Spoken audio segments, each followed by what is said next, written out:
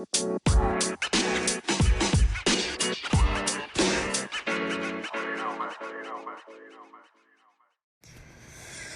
back to the podcast. Welcome back to Tomboy Official.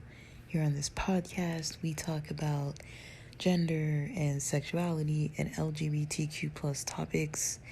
And today I've got another My Queer Dreams series entry.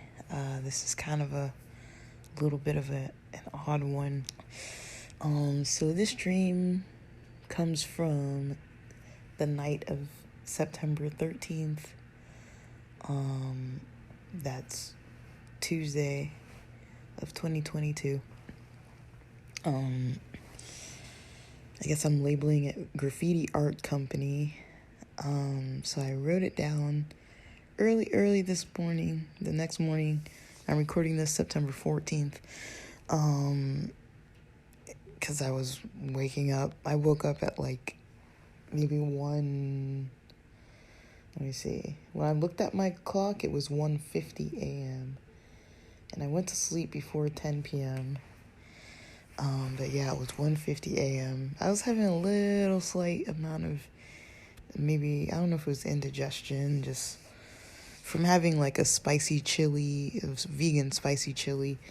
I mean, that stuff kind of cleans me out a little bit, and I mean, it's good, but you know, I think my stomach was doing a lot during those hours. I ate probably at like about a couple minutes before 8 p.m.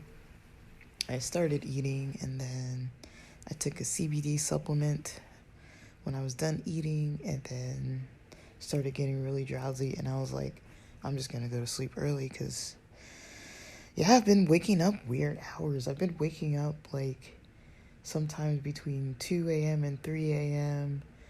But like I said last night, I went to sleep super early before 10 p.m. And then I woke up probably close to actually 1:30 a.m. And I was up to like 4 a.m. or something, 4:30 a.m. Like, I don't work till 8 a.m., so I was like, at least I could sleep, like, almost 4 more hours, but, you know, it's still a long time to be awake, like, so I'm sleeping, like, in chunks, like, about 3-hour, 4-hour chunks, which is really odd. It's making for really groggy mornings, but you can probably hear it in my voice, but, yeah, I can still record these while I'm on hold, so that's fine with me. But yeah, it's just kind of weird for me that, you know, my sleep is so weird. Like, where I am at the hotel, I'm near the elevator, and it's one of those key card elevators, so people can't just easily just any old body come visit and come up without a key. But there's someone who's staying here. It's either the people who work here, or I don't think it's the people who work here. It's probably someone who's staying here, kind of like diagonally across the hall from me, on the same floor, and they come in, and it's like 2 a.m., and I hear them in the stairs. There's like maybe 2 guys, maybe 3 guys, or 1 guy who's always on his phone, and you can hear him on his phone, but they're pretty loud, and they've been consistently coming up like a little after 2 a.m., so I'm guessing there's like a bar nearby that closes at 2 a.m., because that's how San Diego, usually they close at 2. I've heard some places closing at like 4, but usually they close at like 2 a.m., and so I'm thinking, you know, just from the way they sound, that they're not really too sober, and maybe they're on vacation, and so they're just coming upstairs like not sober and on vacation, and just kind of like, blah, you know. So I mean, they sound like they're having fun, but it's a little bit, I think it's waking me up, because I feel like I wake up and then I hear them a few minutes later, but actually that might not be the case. Like, maybe they're already making noise, and then I hear them, and like they'll go up the elevator maybe once, maybe twice, or up the elevator, then down the stairs, and then up again or something. Like, they're not being like too loud for too long, but it's loud enough that like, they're not speaking English, so I can kind of drown it out. But they're loud enough that like I could hear like word for word what they're saying. And especially because I'm right by the elevator, and then these doors, the hotel room doors, like slam shut unless you kind of like slowly hold the handle so it closes softer, and then the stairwell doors slam shut at the ground floor as well as I'm on the second floor. So it's like I'm kind of hearing the slamming and the elevator, and his door slamming and stuff like that. So it's like it's not really a big deal because it's just like he's just coming and going, and then he goes in his room, and thankfully these walls aren't paper thin, and maybe it's because I'm here in during the weekdays, but one cool thing that I'm liking about this hotel, not only that the walls aren't super thin, but and maybe there's nobody next to me. Maybe there is. Maybe I'm the noisy one. But there doesn't seem to be a lot of people. Well, there are, because there's so many cars. And parking is like $10 a night, so I'm pretty sure there are actually a whole lot of people. It's just not very noisy for once.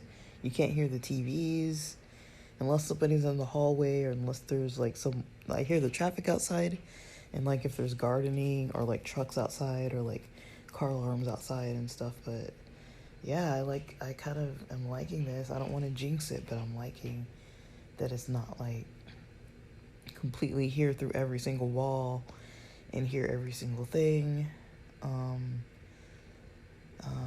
I'll just explain real quick. So some of the rooms have the regular like door where the door is outside facing the parking lot, and then there's the window next to the hotel room door, and then you go in, there's like that sidewalk, or you're up on like one of the what do you call it, like the balcony floors, like walking across, and there's like room next to room next to room.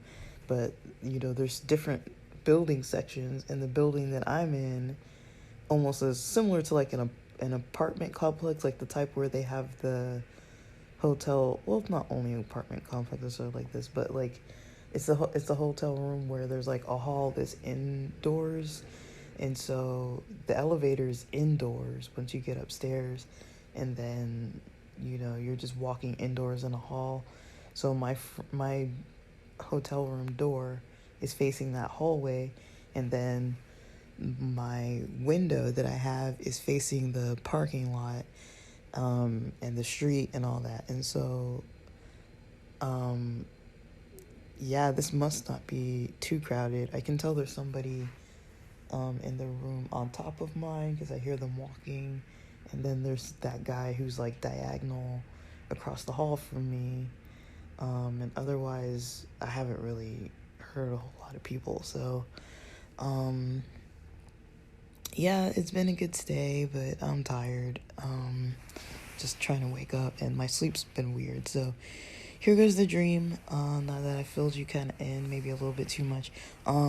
So it's called Graffiti Art Company, and I'm just explaining here. I'm not sure if I was in the dream as one of the characters, or if I was observing all the characters, like watching everybody kind of like in the dream, and I wasn't really fully a participant, because it felt like I fully wasn't a participant most of the time. So this is what happened in the dream. First there were groups, and we were sitting on chairs listening to a type of presentation outdoors at Balboa Park. It was kind of like those folding chairs, and it was a group of us for something. We're all just sitting in the grass on the chairs listening to somebody speak. Excuse me. It was informal, and some of us were kind of like talking, like it wasn't like super super important to a point where it's like, oh, you have to pay attention, or people are gonna get mad if you're like talking. Like we were kind of just like chit-chatting a little bit. Some people were and it was primarily LGBTQ plus people. I don't know how I knew this, I just knew. And everyone was in good spirits. And the presentation was related to work, not my current job, but it was just, I knew I was there for like a work related reason. I was looking around and recognized some people. Like, there were people that I recognized in the dream, but they weren't people that I actually knew, like, in my real life at all. Mostly it was my Latinx friends. And again, like I said, it wasn't friends that I had, like, actually in real life. In my mind, there were also people from gangs, but I was not worried. And in the dream, some were friends that I had known from my past. And the dream shifted into like a different segment where I was with 2 to 3 queer Latinx friends. Their genders were unknown. Like, in the dream, I just don't know what their genders were, but one was male.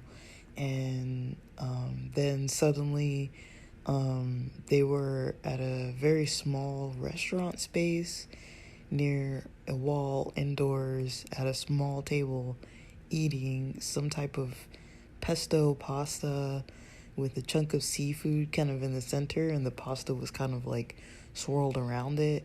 It was either like a small pile of like shrimp or oysters or something, like something seafood-ish, lobster, something, crab, I don't know. And it wasn't a lot of food.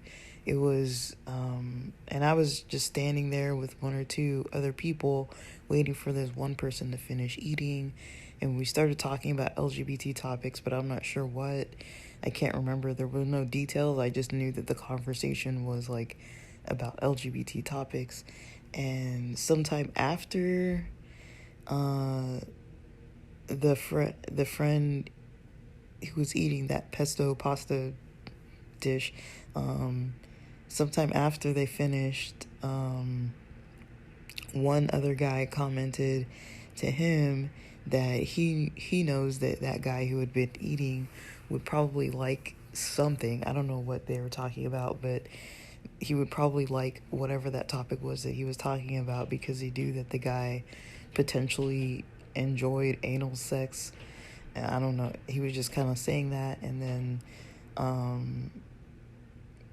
and there were no comments, like, after that person mentioned that comment to that guy who had been eating.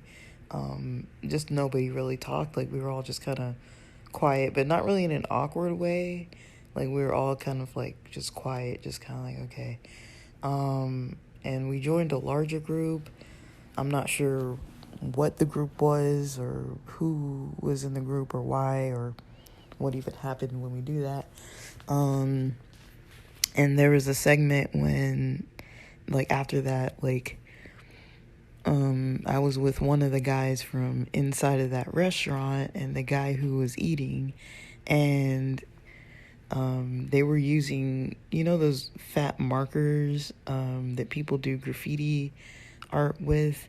They were using those kind of fat markers to paint the brick wall, and they were painting the white spaces, you know, how are gray, you know, the cement that, like, or mortar or whatever that, like, puts together that holds together the bricks. They were painting those spaces red, the same color as the brick. And they had finished like coloring in like a large rectangular section. So there's a large section that looked mostly just red, and then like the rest of it looked normally like the brick and mortar look. And let me see, I'm trying to read these notes. I lost my place. So I was waiting on them kind of in the background. I wasn't really doing anything, but I was kind of like there witnessing this. And one guy was super happy working with some other gear, and that guy was like super chatty while he was working with whatever gear that was. And I was kind of tuning him out. I was like, okay, like this guy's like really happy, so I was kind of like tuning him out. I was mostly in the background, observing in the entire dream, and didn't really contribute much.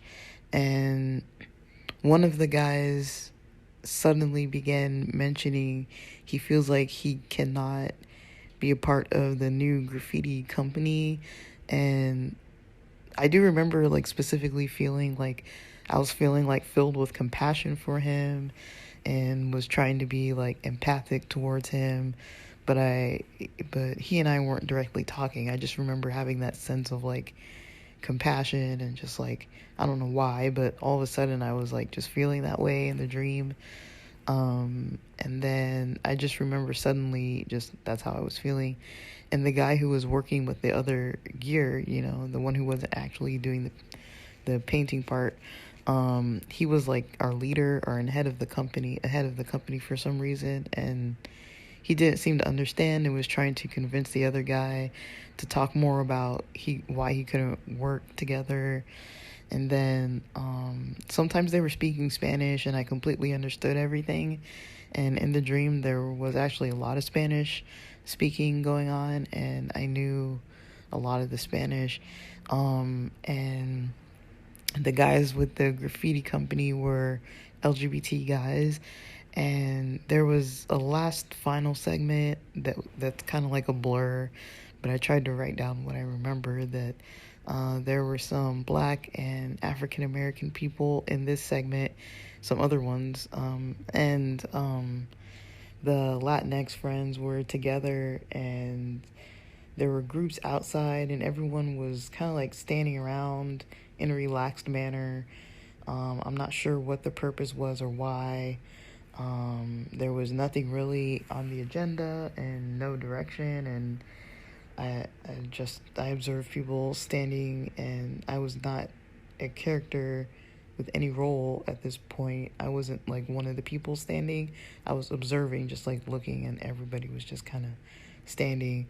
And a lot of the dream, I noticed, I was mostly just observing, other than that part where I started feeling really compassionate, or the part like in the restaurant, and at times feeling like I was part of the group, and knowing who was who. I was not a very interactive part of that dream, and no one in the dream was representative of anybody that I know in real life.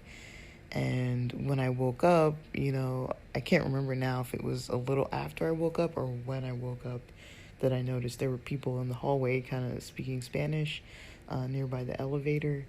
And so it's possible that all the Spanish speaking stuff could have been happening because there were actually people speaking Spanish. I don't really know. It's hard to really know. And then, yeah, but that's kind of how the dream went, and it was a weird one, but it wasn't too vivid. It was a little blurry, but that's how it went. And all right, so that's the dream, and that's it for now, and thanks for listening.